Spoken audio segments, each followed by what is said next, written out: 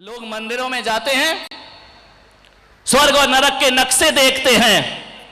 एक बात याद रखना, आदमी ने स्वर्ग के नक्शे बना लिए, नरक के नक्शे बना लिए। दुर्भाग्य कि आदमी अपने घर का नक्शा नहीं बना सकता है।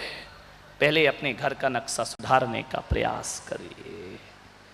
घर से यदि नरक के द्वार खुलते हैं तो मैं पुलक सागर कहता हूं, उसी घर में ढूंढना कहीं ना कहीं स्वर्ग का दरवाजा भी घर पर ही हुआ करता है। स्वर्ग कहीं बाहर नहीं होता है, स्वर्ग हमारे घर में हुआ करता है। अपने घर में तलाशिए, आपके घर में भगवान के लिए कोई स्थान हो या ना हो, लेकिन मैं कहता हूं आपके घर में प्रेम के लिए एक स्थान जरूर होना चाहिए, प्रेम का आला होना चाहिए। जिसके हृदय में प्रेम आ जाता है, देह देवालय बन जाया करती है, शरीर मंदिर हो जाया करता है, फिर उसे कहीं भी ढूंढने और जाने की कोई जरूरत नहीं। अपने घर को प्रेम से बदलने का प्रयास करिए। मान्यवर,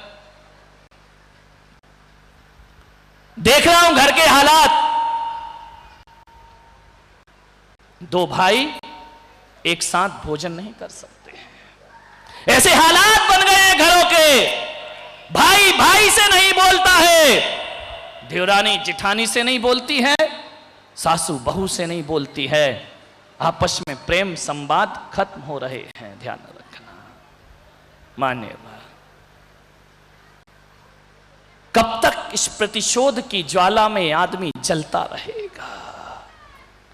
प्रेम रखिए अपने जीवन में।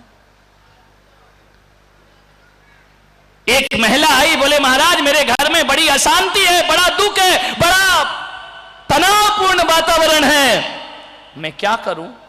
मैंने कहा कुछ मत कर, मेरी ज्ञान गंगा महोत्सव में आ जाना और एक छोटा सा प्रेम का पौधा दूंगा, उसे अपने घर में लगा लेना, तेरे घर में खुशियां आ जाएंगी, तेरे घर में आनंद की बरसातें। अब समझदारी रखिए थोड़ी सी, नासमझी का हम जीवन जीते हैं। विचार करिए, दो भाई कटघरे में खड़े हैं, एक दूसरे से नफरत करते हैं, एक दूसरे से बोलना पसंद नहीं करते हैं। किस लिए? मिट्टी के ठीकरों के लिए, जमीन के टुकड़े के लिए, थोड़ी सी अपने ईगो और अहंकार के लिए, थोड़ी सी जमीन जायदाद के लिए भाई भाई का दुश्मन हो जाया करता है। मान्यवर, याद रखिए, जिंदगी बहुत छोटी है, जीवन का कोई भरोसा नहीं है। छोटी सी जिंदगी में तकरार मत करिए। छोटी सी जिंदगी है, तकरार किस लिए? छोटी सी जिंदगी है, तकरार किस लिए? रहते हो दिलों में फिर दीवार किस लिए? ध्यान रखिए। मान्यवर, छोटी सी जिंदगी। एक बात बता रहा हूं तुम्हें। पर्युषण पर्व था, मेरा चातुर्मास चल रहा था, क्षमावाणी का पर्व आया, सारे लोग गले मिल गए। मैंने कहा कि क्षमावाणी है, सब गले मिल लीजिए, सिकवे गिले जो हैं वो दूर कर लीजिए। सारे लोग मिले, दो लोग गले नहीं मिले। मेरी निगाह गई, मैंने कहा उनने पूरे गांव से, पूरे शहर से गले मिल गए, लेकिन दो लोग आपस में गले नहीं मिले। मैंने आयोजकों से पूछा कि ये दो लोग आपस में गले क्यों नहीं मिलते हैं?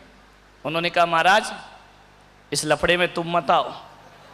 मैंने कहा मामला क्या है? बोले ये नहीं मिलेंगे। मैंने कहा क्यों नहीं मिलेंगे? बोले सब कुछ कर लेंगे लेकिन ये दो गले नहीं मिलेंगे। मैंने कहा बात क्या है? ऐसी दुश्मनी क्यों है और इतने दुश्मन क्यों हैं कि गले नहीं मिलेंगे? उन्होंने कहा महाराज इनको मिलाना तो महावीर स्वामी के भी बस की बात नहीं है। मैंने कहा मामला क्या हो गया? बोले 10 साल से नहीं बोलते एक दूसरे से। मैंने कहा ये है कौन? बोले उसकी गली में वो नहीं जाता और उसकी गली में वो नहीं जाता है। शादी विवाह में आना जाना बंद है, रोटी बेटी व्यवहार बंद है, आपस में एक दूसरे को बर्दाश्त नहीं करते हैं। मैंने कहा ये है कौन? बोले महाराज सुन लोगे ये हैं कौन तो होश उड़ जाएंगे।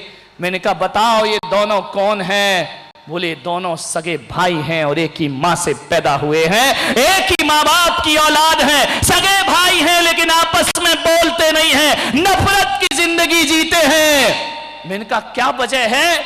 बोले वजह तो कोई आज तक ना जान पाया, और एक तो और महाराज, ये दोनों सगे भाई ही नहीं हैं, ये दोनों जैन भी हैं जो आपस में बोला चाली। मैंने कहा इससे बड़ा दुख क्या होगा कि सगे भाई ना बोले, उसके बाद ये जैन समाज के हैं।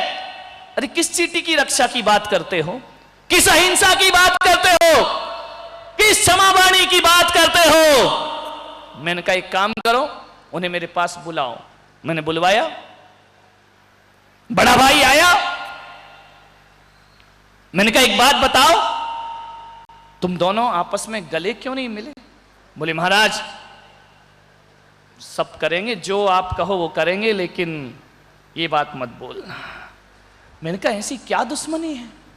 अरे बोले महाराज उसने मेरा अपमान किया था। मैंने कहा अपमान कर दिया? क्या कहा था? बोले ये मत पूछो। मैंने कहा कितने साल हो गए आपस में नहीं बोलते? बोले 10 साल हो गए। तो मैंने कहा मेरा एक काम करोगे? बोले बिल्कुल नहीं। बोले हमको मालूम तुम किस लफड़े में डालोगे, आप बोलोगे जाओ उसको सॉरी बोलो, क्षमा मांगो, ये हमसे होने वाला? मैंने कहा ऐसी क्या दुश्मनी है तुम लोगों की? मैंने कहा अभी अभी पर्युषण पर्व बीता है, क्षमावाणी का पर्व बीता है, पर्युषण के 10 उपवास किए, सारी समाज को जीवन कराया, भाई को नहीं बुलाया। बोले वो नहीं आएगा महाराज। मैंने कहा एक काम कर दो। बोले मैं क्षमा नहीं मांगूंगा। मैंने कहा बिल्कुल नहीं, कसम है तू क्षमा बिल्कुल मत मांगना, बिल्कुल क्षमा मत मांगना। तो बोले हाँ अब बताओ अब क्या करना है मुझे? मैंने कहा एक काम करो, जाके अपने भाई से कहना कि तेरे पूरे परिवार का भोजन कल मेरे घर में होगा। बोले महाराज किस फजीयत में डाल रहे हो आप मुझे? मैं जाके कहूं कि तेरे घर का भोजन मेरे घर में है? मैंने कहा एक बात नियम ले ले, क्षमा मत मांगना। बोले हाँ सॉरी नहीं बोलूंगा, लेकिन एक बात और ध्यान रखो महाराज। मैंने कहा तू मेरा भक्त है? बोले पक्का भक्त हूं, आपको सब कुछ मानता हूं। तो मैंने कहा मुझे मान या ना मान, मेरी एक बात मान ले, अपने भाई का भोजन अपने घर में एक बार निमंत्रण दे ले। समसामयिक विषय है, हर घर की कहानी है। जिंदगी में तनाव है, विषाद है, अवसाद है, सब कुछ होने के बाद भी मन में शांति नहीं है।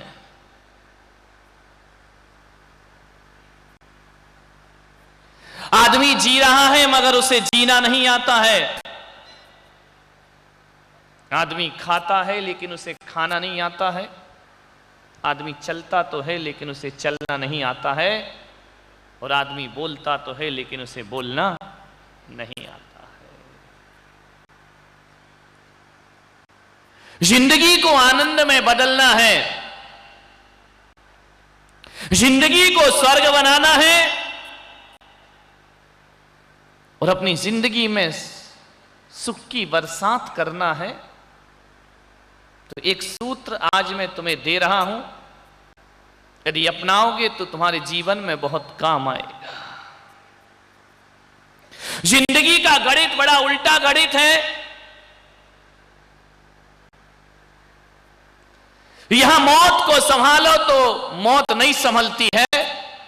मैं तो ये कह रहा हूं कि जो जिंदगी को संभाल लेता है उसकी मौत संभल जाया करती है, और जो आज को सुधार लेता है उसका कल सुधर जाया करता है। कल को सुधारने जाओगे तो कल कभी ना सुधरेगा। मैं तो यह निवेदन करना चाहता हूं कि जो आज को सुधार लेता है वो कल उसका अपने आप थोड़ा समझने का प्रयास करें, जानने का प्रयास करिए, थोड़ा सा समझने का पुरुषार्थ करें।